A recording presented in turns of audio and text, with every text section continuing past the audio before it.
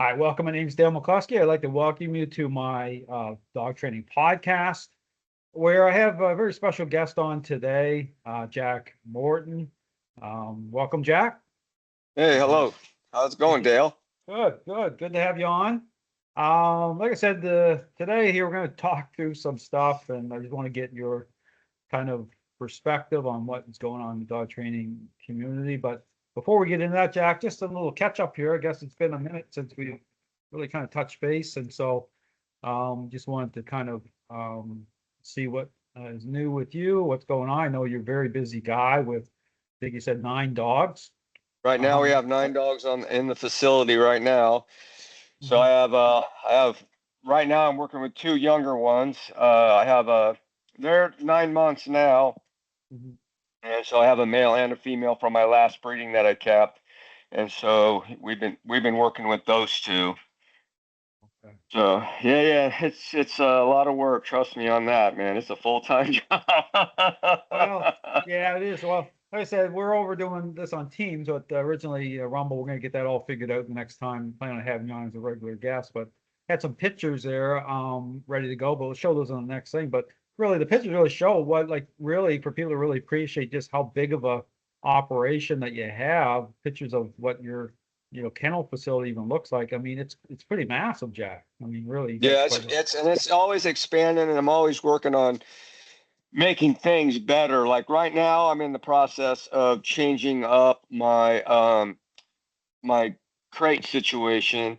So my younger female, man, maniac. That girl's a straight mean. Like she destroyed a crate, so I had to figure out something different from her for her to not to I could calm her down and have a better control over her. So we're working on new pins right now, and so I've been dealing with that. I got her in that, and so things have been a lot better.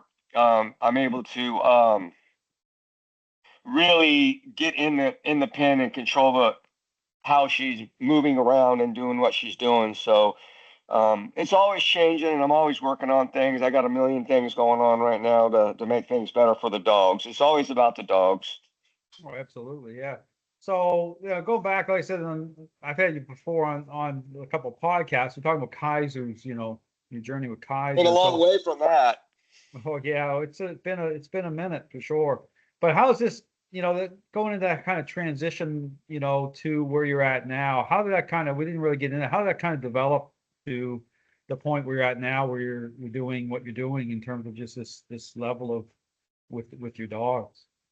Well, Kaiser started it all off, and then and my goal was when I got back into Rottweilers that I wanted to move in this direction anyways, and so it was just a matter of like getting it to that point. But at that point, dealing with Kaiser was more important to me than what I'm doing now. Mhm, But the ultimate goal was always to move in this direction, and mhm, so breeding, training, which the training that just came because of Kaiser, and we mhm, needed, and which I'm glad it did. And in all honesty, even though the situation was what it was with him, mhm, it actually made things super great with the way things are right now. Like I don't now I have like very high drivey dogs, very high prey drive. Like the female I have right now, very young. She's 9 months old, but her prey drive is through the roof, like completely through the roof. But we got it under control, and it's getting better every single day with her. Where her brother, he just came online a lot nicer, like a lot quicker, like not defiant with the training process. Like she's more defiant about it. Like mhm, she's really testing the boundaries of that as to what she can get away with and what she can't get away with, where her brother is not the same. So, I tell people like with this training situation, every dog's going to be different, and mhm, so I don't. I've not had to have a single dog that I have here now on the same training level as I did with Kaiser. Very mhm, strict, mhm. more tighter. Gotcha. Um, so every dog is different, and that's the nice thing about the training system is that it's very versatile in working with the dogs because they all are very different. And so some need a little bit more tighter and some can be very loose with the training. I was gonna say, Jack, that's actually a great point because in the dog training, the crazy dog training community where you get so many of these trainers taking everything out of context. Like when I see some of my methodology, they try to talk about like, oh, how tyrannical or structure. I say it's a process in which it does loosen up. You know what I'm saying? It's like it depends on where you're at in the relationship with that Right. particular dog. And it's almost like there's no kind of appreciation for any of that. It's almost like it's so they're so so many of these trainers are so ideologically bent that they just do their filter or whatever through their lens. They want to just package things up a certain way. But what you're saying here, and that's a good point, is that it depends on where you're at with that particular dog. In Yep. terms And of I have 9 dogs, and every process with each dog, the relationship with each dog is different. yeah, Like, I mean, there's no like, it's not like favoritism. Well, I mean, it's a little, there's sure. a little bit with certain dogs, but Oh yeah, of but course. overall, it's not that way. And so each dog is going to be very different. And here's the thing with it, with you saying that, what I see as a problem pretty much is people aren't really reading the dog and looking at the dog and knowing what the dog's actual needs are to allow the training to play out the way it needs to play out for that specific dog. Yeah. So I look at each dog that I have and I work that dog from the angle of how that dog is aligned with me and how it's aligned with nature. So again, you have to really spend time with the dog and really be able to read the dog to even have a concept of understanding the training of the dog. And Mhm. so if you don't know those things, how are you going to build that relationship with the dog to allow training to even play out in a really positive way? Well, yeah, exactly. And the point of everything is to say that when I talk about a system, there's a way to put the relationship to the test. There's a way to know what the current state of the relationship is. I mean, oftentimes it's like, Right. we talk about the problems with, say, trainers that walk into a situation and how they engage isn't about that. It doesn't show truly they're engaging with emotion or they're using treats or they're just approaching things in a way in which doesn't offer anything in terms of connecting dots properly to say, okay, Right. this is why these things are happening with the dog, and then go from there. So I talk about like the role of the dog owner or the trainer is the most important role because you provide that foundation or that baseline to know that by way of how you're interacting. Like the interaction part of that is the gives you the information. You know what I'm saying? Like, so, but the point you're making is a good point in saying, well, every dogs are different that way in terms of, of what that process looks like how defined that is. Like if you're drawing on, say, using the crate a certain way or the structure or how kind of tyrannical it might look like temporarily, it depends on the difference between if you're dealing with, say, an aggressive dog or a dog that is kind of pretty good, then the process is going to look a little different, right? Right. Yeah. Yep. No. And you gotta, and the thing is too, like, you gotta have some kind of tight structure Mhm. to deal with any dog, no matter, even if it's a mellow level. Like, they have to understand what the leash is about. Cash. Uh, so they have to understand that, and so there has to be that process of strength in that in order Mhm. for that to work out. If you don't have that and they don't understand that, then it's never going to work out. Even with my most mellowest dog, she still gets leashed up to go do whatever, and she has to stay by the side. Like, there's rules.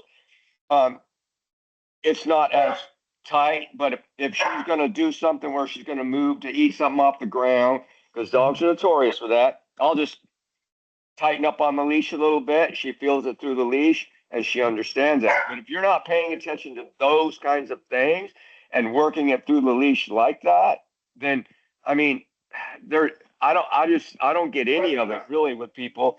They're just not really paying attention to the dog and understanding what the real need of the dog is. And the dog needs structure. Cash.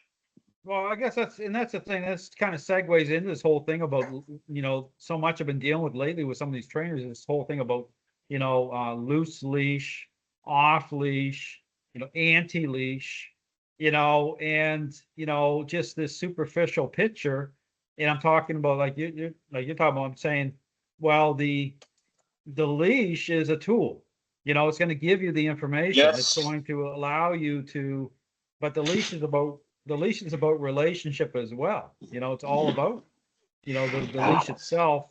The leash is a tool, but so you talk about the leash, yeah, you're right, it's a tool, but I just like it's incredible to me because it's like when I have a conversation with some of these, again, we're going to get into some of this stuff in the dog training, some of the recent things going on in the dog training world, but there's so much confusion out there, but there's so much just selling this fake and phony picture that's nothing to do with a proper process or a proper approach. Just appearance based. And I think, part of the thing is how this stuff all layers up, Jack. There's it's very deceptive. There's so much Yes, no, it's deception. very deceptive. I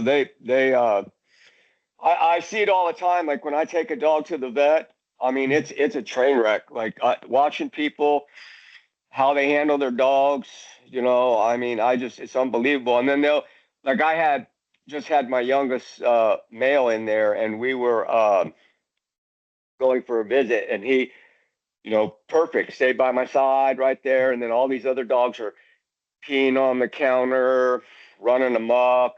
And then it becomes an issue too, because then people are like, well, how do you get your dog like that? Like, oh, I wish my dog was like that. And I'm just like, most of the time, I don't even want to get into the conversation with people because it doesn't play out well. Because No. I don't personally blame the dog. It usually ends up being The human. the owner and how they handle the dog. Mhm. And so and same with dog trainers. Like right now, dog trainers they're out of their minds, like to the point that they're just telling people to do whatever to try to control the dog, and there's no real they're losing it because they're not really training the dog. And a good example of that is I'm at the vet, a lady has her dog there, the dog's totally out of control. The dog's got an e-collar on, the dog's got a prong collar on, but she's got the dog in a body harness with a flexi lead. Oh, wow. And then but here's the kicker. So she says to me that her dog trainer, now get this, her dog trainer told her to use the e-collar and the flexi collar or the prong collar because that will make him just behave and it'll take care of it. So I'm like, okay, like really? Like, how's that working out for you? This dog's all over the place. So he's obviously not paying attention to the e-collar, which she didn't even have the remote on her. So Mhm. that the e-collar was straight pointless. And Yeah. then same with the prong collar. And so and then she's like, well, how is your dog like? How old is that dog? I'm like, this dog at that time he was like 7 months. And Mhm. she's like, well, how do you get your dog like that? I'm like, I pay attention to my dog. Like I know what his needs are and I know how to direct him. And so Mhm. I've been working with this dog, and her dog was probably 3 or 4 years old and Mhm. been going to dog training to a training facility, which I won't name, Mhm. but for 2.5 years. And Wow. this dog was still a mess. So I'm just Mhm. like, well, obviously that's not working out for you. I think maybe you should figure out something a little bit more different Mhm. to. And she's like, well, my dog trainer this and my dog trainer that. And I'm like, I knew who she was talking about because Kaiser had already sent one of their trainers to the ER. So Yeah. I already know the game plan for that. So it was just like whatever, I mean, if that's how you want to deal with your dog, I mean, that's fine. But and then it was funny because so Cash was sitting there beside me, and so I let him get up Mhm. to just kind of whatever because I Yeah. wanted to make a point. So when he got up to do whatever he was going to do, I just like did a little pull up on the leash, Mhm. and it brought him right back into position, set him right back down beside me, no issues. And the lady was like, how did you do that? I'm like, that comes through training. It takes time. Like, you know, and she's like, well, do you train dogs? And I'm like, I train dogs, but I'm not interested because I already knew how it was going to play out. Yeah, And yeah, she's yeah. just not somebody you can help. And those people are always looking for that quick fix. They don't Yeah. really want to put the work in, and you have to put the work in, really, honestly. There's no way around it. You have to put a lot of hours in dealing with your dog and Yeah. understanding your dog to get them to be where they need to be. Sure. Well, yeah, because you've been, you've been there and you are there now. It's your whole life, but it's this thing about, the thing about clarity with dogs. It's this thing about the interaction part of that, where the dog understands your intent, but that I call it like a conversation.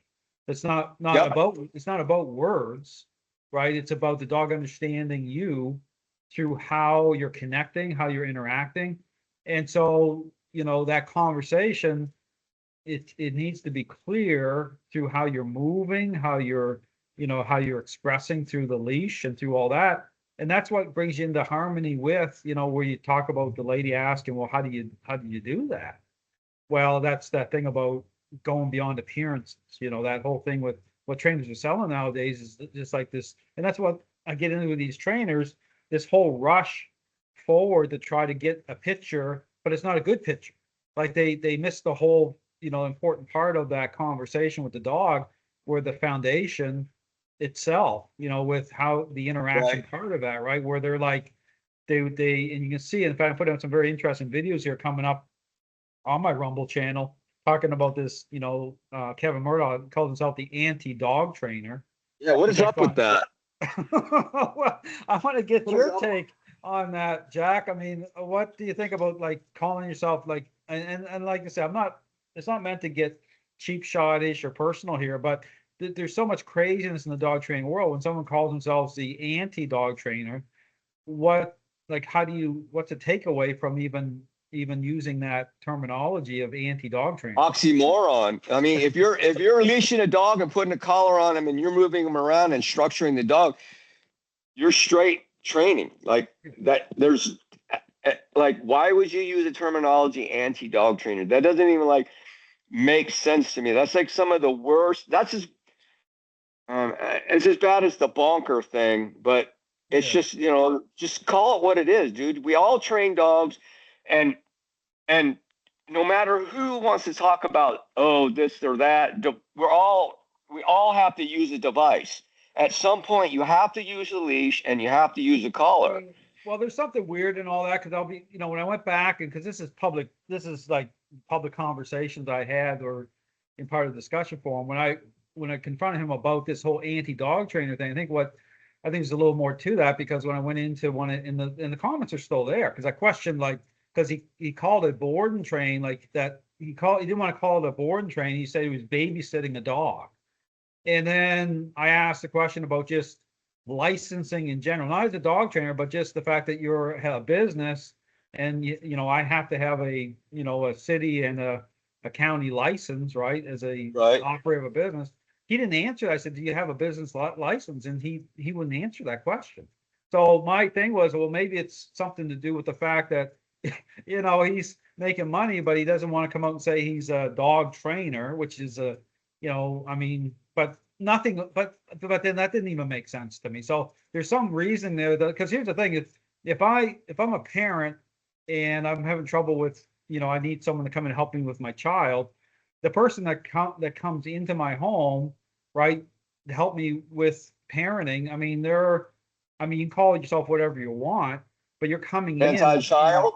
yeah, I mean, yeah, that's what I mean. Like, that's right. It doesn't make sense. Like your job, your role is to maybe as a counselor or whatever you want to call yourself. But you're right. You're still in terms of dogs, you're a dog trainer. I don't care what you want to call yourself. So to say that you're Yeah. anti-dog trainer doesn't make any sense. You know what Well, I'm the saying? only thing I can think of is he's so anti-dog trainers because he thinks he's like superior in some weird way that he uses that in a way to like basically dig at people that consider themselves dog I trainers. think so. I mean, Yeah, yeah, it's a type of ego it's statement. an ego thing. Yes, It's an ego totally an thing. Ego thing. It's totally, and it's no different than say Robert Hines, who kind of popped up, a fellow Canadian, but popped up on the scene, Canadian, and it's like totally saying, well, there's actually no process. Like there is no such thing as really dog training in general. Just like let a dog be a dog, and then that's a whole nother, problem, because then you end up in the same place as someone like Zach George puts people. Yeah, There's so much. All to say, Jack, dog daddy. there's so much craziness in the dog training community right now, where there's so many of these characters. You can go back right to the guy that came out, called himself the Professor. If you remember Yeah. that. Whatever happened to that guy? Well, he was a professional gamer. I think he wanted to go over Oh to my be a professional God. gamer. Well, at But least he's not dealing with dogs.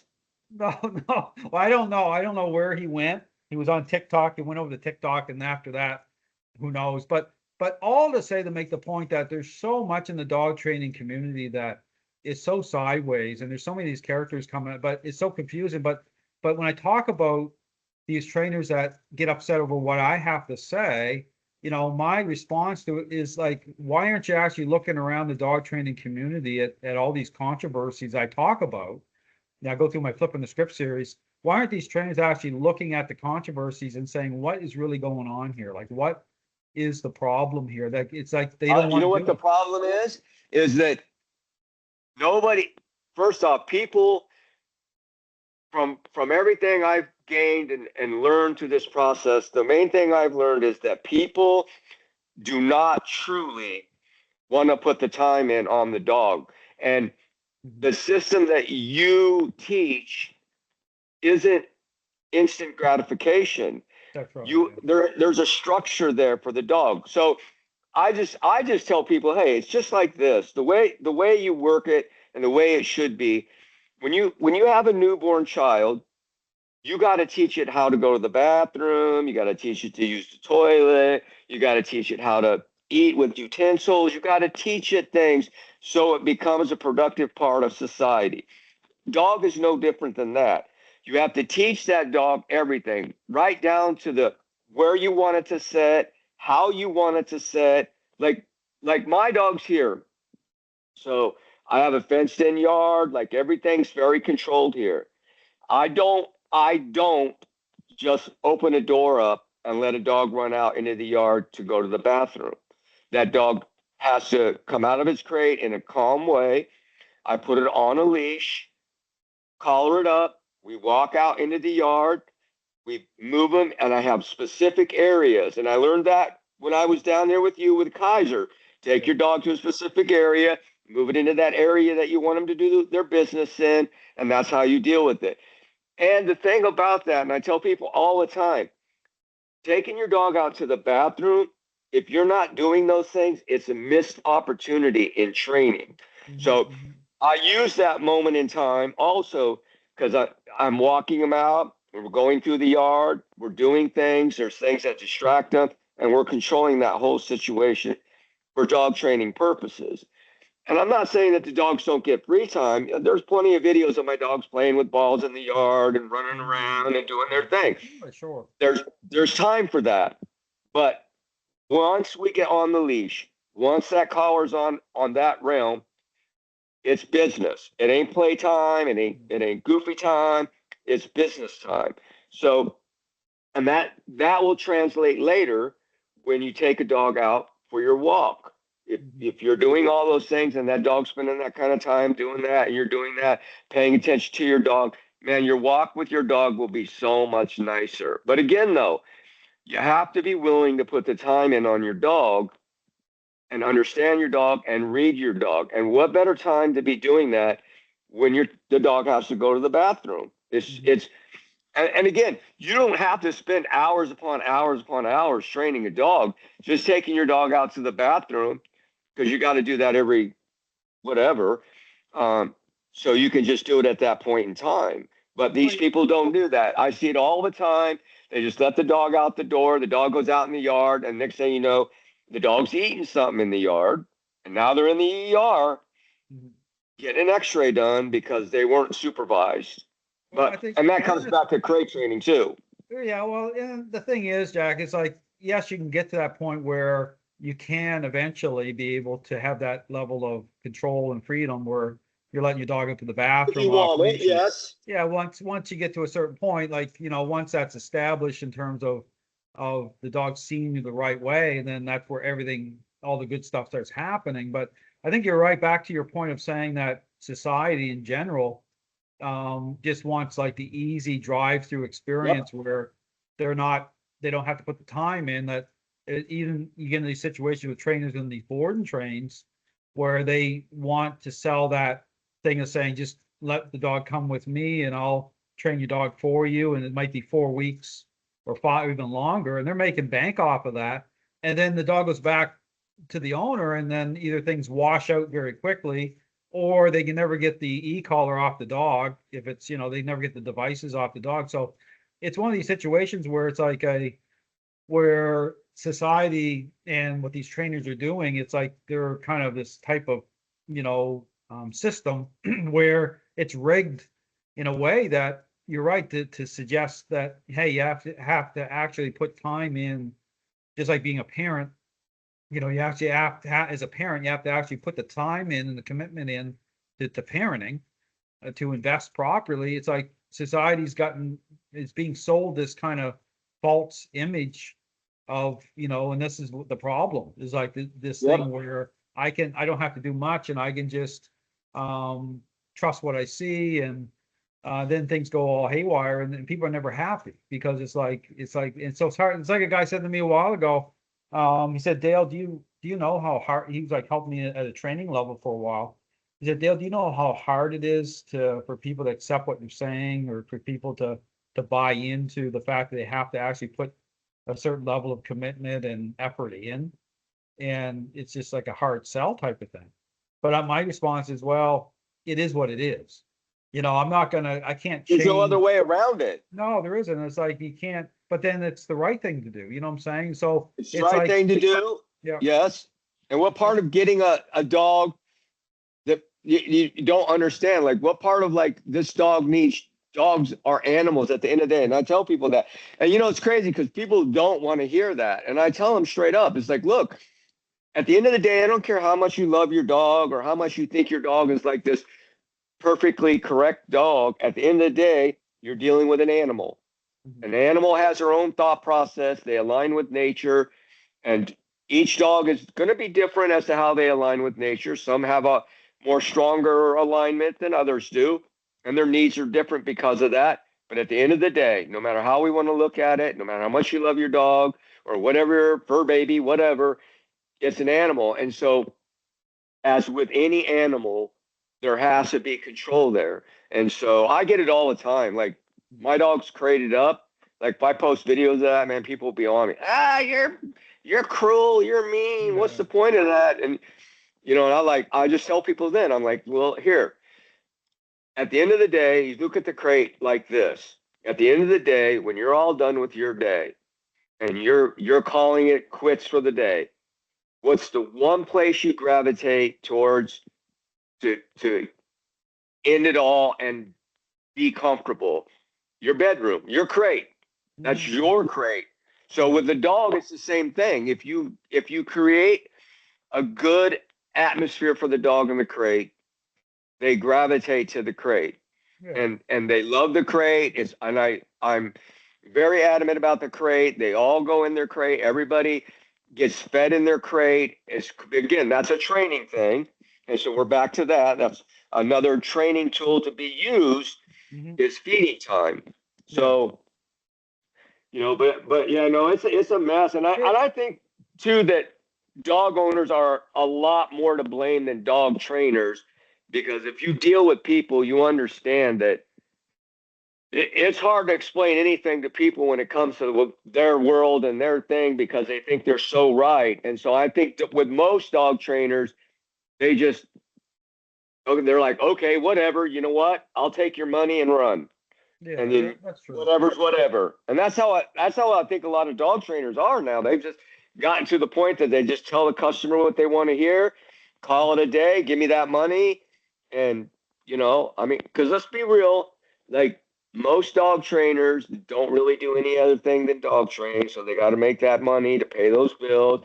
So they're going to do whatever they got to do to make that. And I get that to some degree, but how do you sleep at night knowing that you're Well, not doing the right thing? well, that's the problem. I mean, ethically and morally, I could never do that. I'd have to take a I second know. job. You know, I'm not going to ever do that. So, but you're right. I mean, it's like, but the thing is, it's like this system that I guess came about. It's like it's so easy to. It's like it's created this monster, this major problem where it's like the system where it's like dogs are being destroyed and people aren't happy. Yep. Yep. Dog owners aren't happy anyway. I mean, they're not gaining through this type of system. It's like it's getting worse and worse and worse. It's getting worse for sure. And so I'm really close with a couple of vets, and dude, they're euthanizing a lot of dogs, a lot of dogs.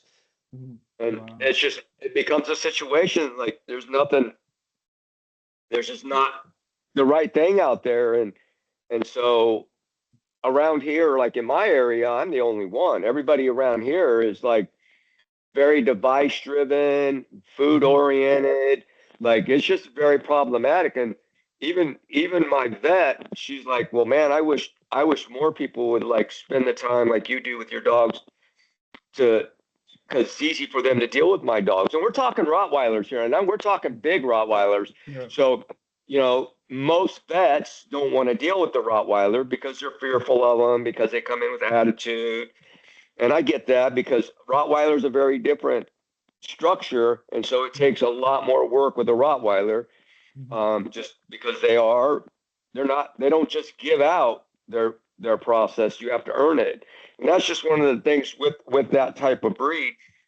And there's other breeds like the Cane Corso, Presa Canero, like those big dogs like that, you're going to earn it. So, and again, we're back to, it takes a strong hand. So again, when people are looking at your videos and they're seeing that process, there has to be that there to make change in the dog. You can't just go in and be this passive, blue-haired, ring in your nose kind of person and think that you're going to win over a dog just because you got love for the dog. If there's not that structure there, I'm sorry, you're going to have problems. At the end of the day, you're going to have problems. Yeah, and that's the thing, I guess. And people, when they look at my videos, I'm dealing with dogs that are at that level where it's like it's going to look a certain way in the middle of the relationship that way. I mean, you're not going to see, the other side of things. This is where when the anti-dog trainer guy was like kept going on about show me your loose leash dog, kept going on with the loose leash. I'm thinking, why does he keep talking about this dog, off leash dogs? Because when you start to think about it, well, that's driven by a certain idea of things. This whole rush to get a certain picture, even though the picture can be a complete counterfeit picture, right? That's just their idea of things. It's just like I could get a dog off leash in 5 minutes if I'm tossing treats around and doing all the wrong things, right? I mean, just to give that Christmas postcard picture. And that's what's happening. Like that's what's happened in dog training is this whole thing with it doesn't matter about substance or about a proper foundation. It's just about giving people this false hope or this false image. Is that the video where he has a dog out on the street? Yeah, well, more than that. Yeah, he's got a dog. He's walking with this dog, this gray goose, the dog. He's walking with this dog off leash all the time. And it's just this kind of false thing. So what happens when some other person's dog runs up on that dog and snatches it up that doesn't typically have the manners? That's why I don't understand the whole off leash thing. Like that, if you're outside your fenced property, like my property, my dogs would never be off leash, period. Like that doesn't even make sense to me. That's not even a good like analogy of a dog, whatever. Now, if you're in a controlled environment and you're doing this like a recall on a dog and working the dog, that's all fine and well. I get that. That's trying to show process of training. But just to be out on the street walking a dog with no leash, well, first off, most states have leash laws. So right there, you're breaking the law. Mm-hmm. And you're not doing that dog any justice. If something happens, what if that dog, for what unknown reason, decides to bolt into traffic? Because Well, you don't Jack, really know and understand the dog. well, and beyond that, Jack, is this type of fault, it's this type of thinking, there's this type of appearance-based thing that is so twisted, it's almost like it doesn't even make sense It's a pretty anyway. picture. It's a Yeah, it's pretty like picture. because when I went back and thought about that stuff, thinking about why is like he kept going on about off leash, and I kept thinking, well, because for me, when I'm engaging in a proper process, right, it's the conversation, it's the having the right conversation with the dog to create real change, right? So you'll see leashes, right? You'll see me in tight and close with the dog. You'll see that integrity through that, through the interactions themselves for, say, for example, a 14-day process. You'll see like up to day 12, you'll see very like the type of conversations happening through the method is very, the integrity of that is such to create change that I don't even start to go into any sort of distance or off leash at all, even commands themselves, like until like day 12 or 13. Right, Right. So right. it's a tail end of a proper process. And so my whole focus in my training or even when I'm talking is that, right? Because that's where it's at. Like that's to get to a point where you can go off leash, maybe a certain point, which is fine. But then you got thinking like, why is he going on about that? So because understand it's all about appearances anyway. It's not about Yeah, yeah, anything yeah. real, No, right? that's exactly what it was. Yeah, it's just Yeah. it's this whole type of superficial thing. So it's not about, because I could look at a video or look at his dog and say, well, to know, it's like Robert Hines, like he did the same thing with his dog Monty. I called it like Monty Gate because it's like, his dog is reactive in a mess, but then he's off with Monty saying, oh, look how great Monty looks. I'm like, well, no, like if you want to actually know how Monty really is, put him on a leash and let's see, how agreeable or disagreeable he is to being brought under leadership, a certain level of control. Right. Then we Let me see know. his good. Let me see the sit, because Let a me, sit will tell me everything. yeah, that's what I mean. So it's so weird. It's so crazy in a way these trainers go on about the off leash thing because I'm always thinking, well, why are they going on? Like why is that even like big deal? Like that doesn't. But that's their whole focus. Like it's not about taking like a picture and knowing whether it's real by flipping it over and looking at what frames it all in. Right? It's not about that. It's about just this idea of things that may or may not even be real, but they don't even care about that anyway. So they go on so much about certain things for a reason. You know what I'm saying? It's so Right. diluted.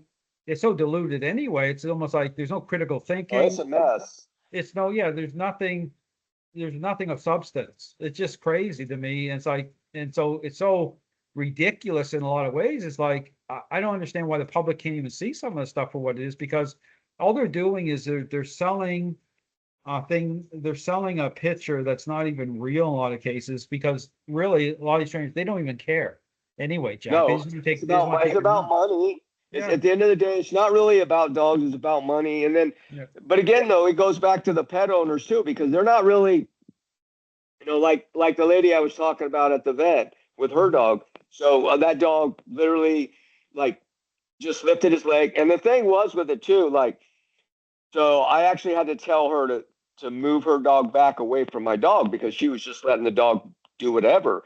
And he actually had come up to the counter and very close to my dog, just lifted his leg and then urinated.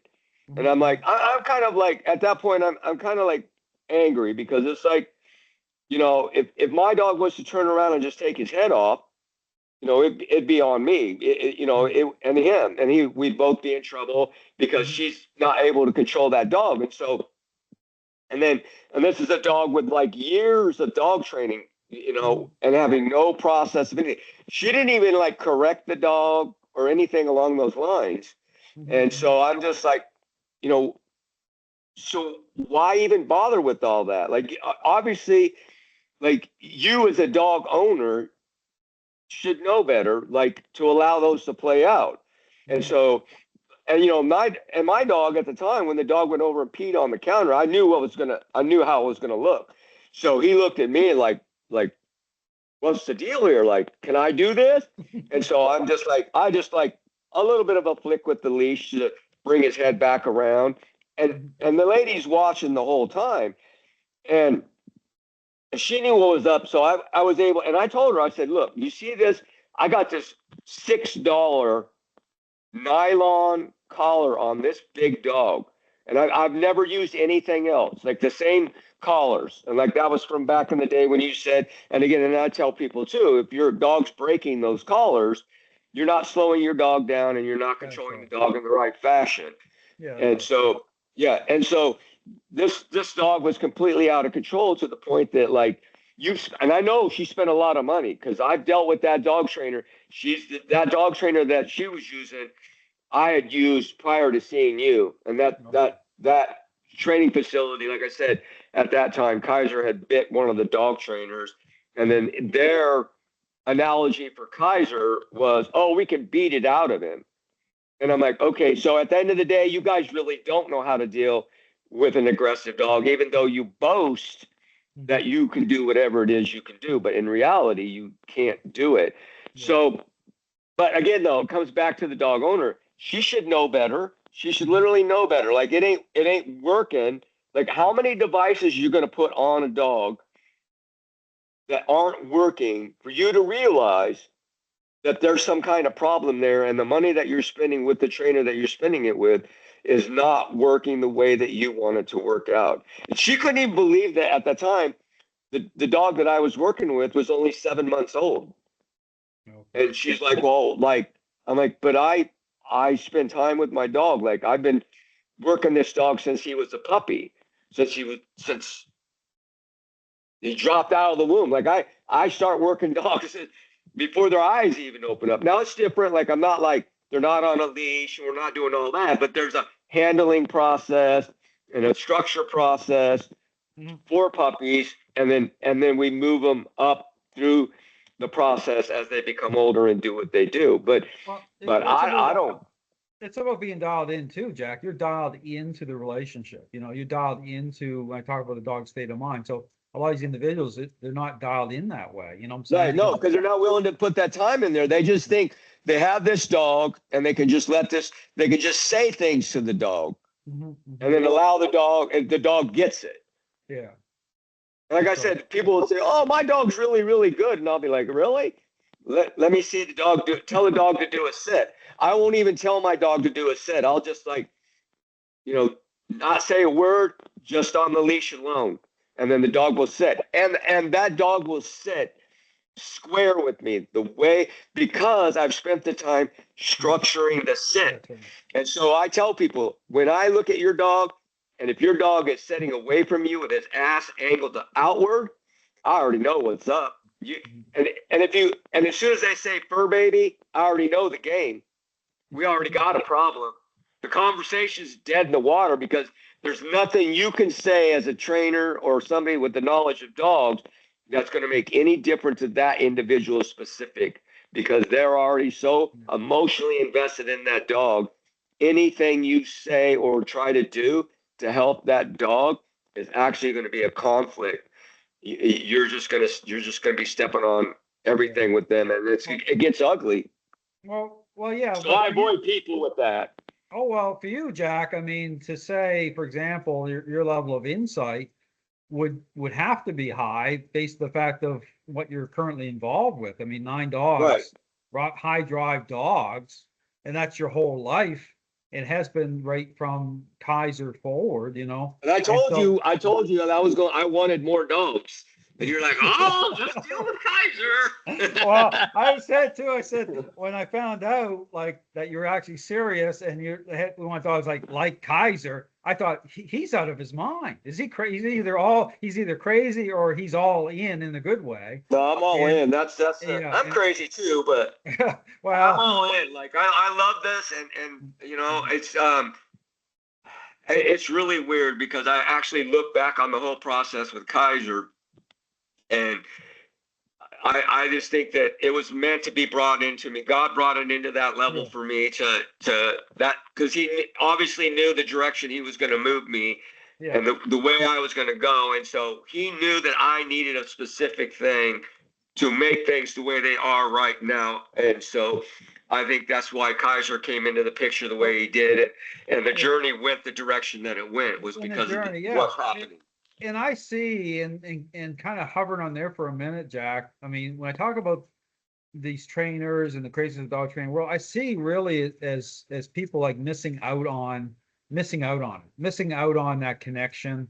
They're missing so much. They might think they're gaining through selling this idea, and so much really collateral damage, I call it, with the state of the dog training world. But for you, I guess, how would you explain it or try to explain it to people in terms of what that connection means, represents to you through the relationship with these dogs? Like you're living it, but you're experience something I think a lot of people, trainers or dog owners, don't really ever experience. Well, the connection in itself is I mean, it's spiritual when you make that right connection with the dog. I mean, it becomes very different. And once you know that you made the connection and the dog is there, it's hard to explain. It's super amazing. It's the like my boy right now, Cash. So like with all the dogs, they all like gravitate towards me, which is funny because I'm Mr. Heavy-handed and I'm the one that puts the nose down. Mm-hmm. But he really gravitated to me to the point that like there's a really more of a special bond there with him, specifically with me, than say the others. It's just kind of different, but Sure. it's really hard to explain. If you know when you make that connection with that dog and you make that bond happens, it's to me it's the most rewarding thing there could possibly be, to know that that dog has actually given everything to you and believes in you, to the point that that trust is there and it's unbreakable. And Yeah. I like I said, if it wasn't for me meeting you and going through the process of training, I don't think I would have that same level of what I have now with it. And so I know that because of that, it's made all of this very workable.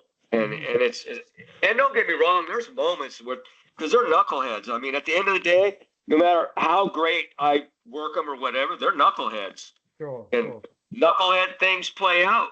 And so but again, though, there's more positive with everything and the way things go. And like you said, sure, like the training's got to start out and you're seeing it in kind of a rough manner. It's not really rough, but you're just seeing it in a strong way. And then as that training progresses and moves through its process of training, things lighten up. They do. But if you're not capable of that strongness at the beginning, if something plays out later on and you need to go back to being that way, you have to be able to be very flexible with it. Because sometimes it's not going to always be peaches and cream. There's times where I might have a dog that's just being super mad because it's not getting its attention that it wants. And so things play out. And so you have to move back into that and become back to the very basics. And you can't be light-handed and you can't be light about things. And then as you do that and okay, we're back to that. I don't like that. So then they lighten up and then we move back in, So it's always up and down, but you have to have that ability to read the dog and understand the dog to be able to make those changes in what you're doing as far as training goes. You can't just go crazy and be like that all the way constantly every day. It's not good for the dogs. It's not fair to the dogs. It's not reasonable. Well, how I put it, Jack, is like, I'm dealing with like a really aggressive dog. Then going into it, you have to kind of know that there's a working through process.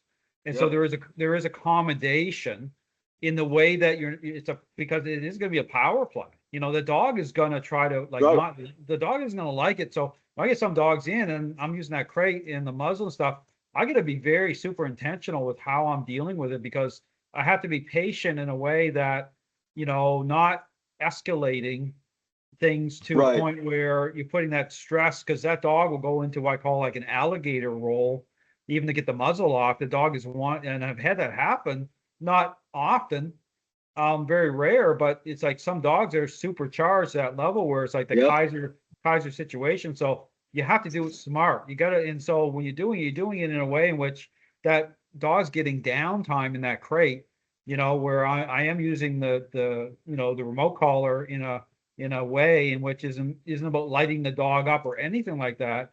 It's about taking that stress off that dog, because when, you have to understand, when you encounter a dog like that, you have to be that person where that dog is going to lose. But when I say lose in a good way, lose in a way in which you have to give up.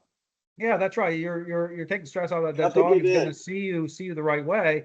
And so it's the first time that dog has encountered somebody who is willing, right, to take it to that level where that dog is going to understand and realize that, hey, I'm taking control, but it's not bad control. It's not about entering into conflict like that. Like, and so when people see the videos and stuff, there's a lot of, kind of intent in a way where you're being very methodical.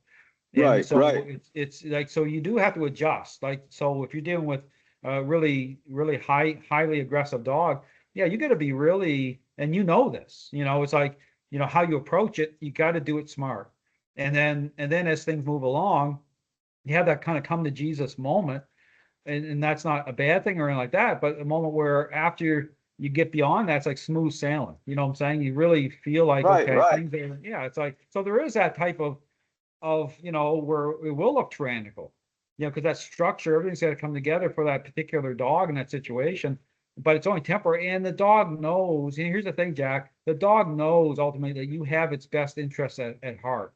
You're not doing it. I'm not doing it because I'm mad at the dog. I'm not doing it because I hate dogs. I'm doing everything I'm doing because I actually love dogs. And I know that what I have to do and what I need to do, it's like being a parent. It's like when you have a child that's, say, out of control, and a child that is like doing things that aren't healthy for them, and it's not good. As a parent, like, you have to kind of, like, the parent mask has to come down maybe for a week or two or whatever. And you're not doing it because you hate your child. You do it because you love your child. Yeah, it's like, and so even in that, you're doing things, you're not doing things over the top or abusive, but when I talk about and this is the struggle, this is a challenge in the dog training world, oftentimes when you see certain reactions from dogs, you might have a very unreasonable reaction. A dog may be going into a certain level of challenge, and people will automatically assume that the trainer's being abusive. But oftentimes what's happening is the individuals that are watching certain reactions, they're not reconciling the reactions or the response to the relationship. Like it's just like a child that's like out of control, and the parent says the word no, and that child is like on the ground screaming and having a major temper tantrum. When people look at, say, a response, they might look at the parent and say that parent must have punched or hit the child. And that's not the case at all. The child is just under control, right? They're just hearing the word no, and that child is having a major meltdown. And so that's the problem sometimes that happens, is that dogs are social animals. It's relationship. It's like when things are getting to that level, you have to be able to put things in proper context to understand that, be able to dial into the relationship properly. And all that is really lost in translation with this idea about training being a learner-based exercise using treats, and it's bribery-based stuff going on. And then what happens, Jack, is the relationship never gets fixed, and someone still gets bitten by the dog gets euthanized. Well, like I said, people write that off to that say, dog had 2.5 years of dog training, and the dog. The funny thing was with it, that dog never set once. It never sat by her side. It always kept its distance from her. Like, literally, like, wasn't, like, you could tell there was like no real connection between the dog and her. And so the whole time I'm looking at it, I'm just like, man, like, I could read that. And like I said, when she came up to the counter, I'm just like, man, please don't talk to me, because I know the type. They always start asking questions. And again, I'm not filtered. And so when it comes to dogs, I'm very specific about how I am about it. And And so as a dog owner, I think there's a standard that all dog owners should adhere to. And you know, I told her the dog wasn't the problem. I said the problem was you, the way you're dealing with your dog. Like, you don't need all those things. Like, dog training should be very simple and very straightforward, as it is with you. Very straightforward. It's just very structured, and it is what it is. It's very simple. Straight lines and circles. We're not doing triangles. We're not doing stop signs. We're not any of that. It's just straight lines and circles. Very simple. Wax on, wax off. It doesn't got to be. And I try to explain, but again, though, it's kind of like martial arts. You know, it looks simple when you watch it, but when you try to do it on your own and you try to like do things, it's not very easy to do until that person shows you the straight lines and circles that you need to work through. And it's the same with dog training. Like, it's not, it's, you think, and people just think because, oh, I own a dog, I know what I can train, blah, blah, blah. It ain't like that. Like, I thought that, you know, and then I knew for me, what I was doing wasn't really working with Kaiser. No. And people were like, oh, you must abuse that dog. That was never the case. Dude, that dog I don't think I ever loved a dog more than I loved him. And so I totally can And so- back that up. Oh, absolutely, Jack. Yeah. and again, that might have been part of my problem with him is, and I realized that, you know, coming down and training with you, that my level of emotional investment in him was, again, more than maybe it should have been. And I wasn't looking at things the way I should have been looking at things. Well, that's Again, that was a tricky thing because people with, you know, you have to reconcile leadership with the emotion. It's more about connection. I think Right. you understand that. You understand that now, looking back, probably, but that's what gets people into trouble. Is like the emotion first. Like, it's not reconciled through Right. leadership and then, you know, and then all the problems. Because I think, you know, that's what makes dogs amazing. They're different than owning a cat or a bird. Is that dogs share that special connection with us. It's like being a parent. You know, our role is so critical, and how that transfers into the relationship through those emotions is like once you came down, and that's the part of it too, Jack. I mean, the difference between watching, say, my videos or listening to you, there's a big difference between, you know, social media or watch videos and coming down in person. Like, once you came down in person, Jack, and spent time with me, you know, that really made all the difference in the world. Right. Because then you were able to It see changed it. Kaiser. I mean, and it changed me. It changed both of us. And so, Yeah. and it was a very positive thing. And you know, I really wish things wouldn't have played out the way they played out for him getting cancer and stuff. But No, well, it ends yeah. up being what it happens. And again, though, things went the way they went for a very specific reason. I try not to like get too down on that situation, but it's just hard when you put all that energy into creating that and making that change just to have it be what it becomes on that. But again, though, things all play out for a very specific reason. That's right. I mean, I experienced the same type of loss situation with Ruben. You know, I had Ruben, Jack, as you know, for like 5 years. At 5 years, he passed away, and it was due to a genetic issue. And I was like stunned, but because we were right at the peak of that relationship, you know, it was like all that investment in time. But then looking back on, like, Ruben, in terms of legacy, because I talk about legacy, the same as Kaiser. You know, Kaiser's legacy is what you're doing now. I mean, he's the reason for where you're at now, and now having new dogs and having the bond now with the dog you have now. But it was the same thing with Ruben. When I look back on Ruben's legacy is really the reason I'm doing what I'm doing now. He's the reason for the whole system. He's the reason why I'm able to gain that level of connection and insight and help others on that journey. So, you know, it is lost, but it's also legacy. And so, you know, when I look back on that, there's so much to be said.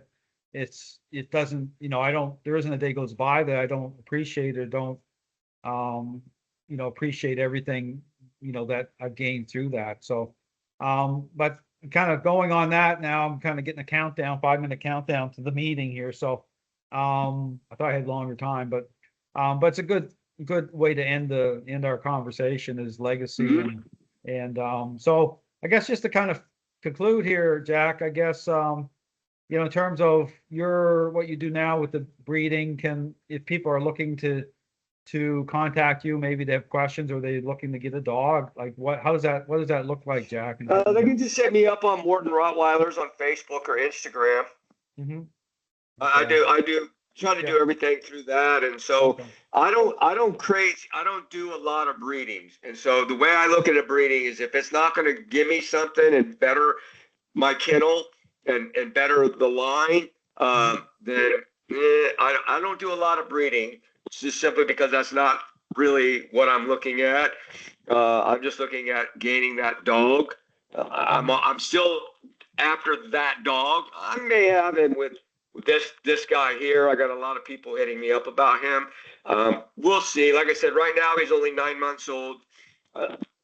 Same with his sister. Now his sister's a little bit more heavy-handed with her because she is what she is. But yeah, they can hit me up on Morton Rottweilers on Instagram or Facebook. I mean, it's easy to get to me, or Jack Morton, whatever on that. Yeah. I mean, I am going to do a couple more breedings, and I got a breeding coming up, so we'll be doing something there. So yeah, no, I'll have puppies here soon. Okay, great. And I want to get down to train with you. I'm hoping I can get down there before I have a litter of puppies. Well, we'll see how that wrecks me. Yeah, well, I'm sure I'm going to have something coming up here now, making another announcement about I'm going to move out my dog trainer course and then have you come and attend that and even help out in the training part of that as well. But yeah, all to say that I'll be making an announcement and definitely have you down, Jack. And in terms of having you on as a guest again, I'm going to have you on as a regular guest. So I know I'm doing teams today, but we're going to figure out to get things established through Rumble so that people can engage in the live chat.